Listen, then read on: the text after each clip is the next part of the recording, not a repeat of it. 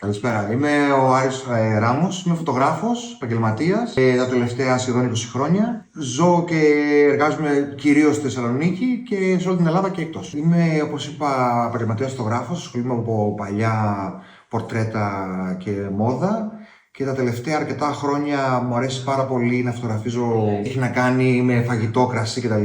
Γιατί είναι και το χόμπι μου. Μου αρέσει πάρα πολύ η γαστρονομία και όλη γενικά η γευσηγνωσία. Οπότε το έχω εντάξει και επαγγελματικά και είμαι πολύ ευτυχισμένος γι' αυτό.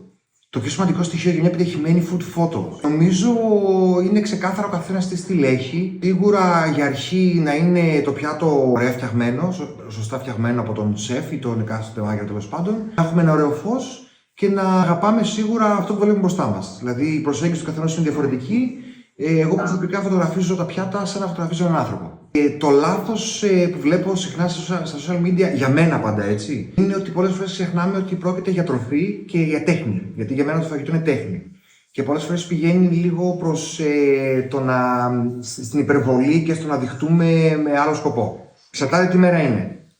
Νομίζω ότι το έχω συνειδητοποιήσει τόσο καλά που άλλες μέρες θα νιώσω ότι θα φωτογραφίσω ανθρώπους, γιατί είμαι κατά κύριο λόγο ανθρωποκεντρικός, και άλλες μέρες αγαπάω πάρα πολύ να φωτογραφίζω, να είμαι εγώ και το πιάτο ή εγώ και το κρασί μου. Το φαγητό για μένα είναι μία από τις μεγαλύτερες απολαύσεις στη ζωή. Είναι τέχνη, είναι άποψη, είναι τρόπος έκφρασης, τρόπος αγάπης. Δεν ξέρω τι άλλο να πω, το λατρεύω.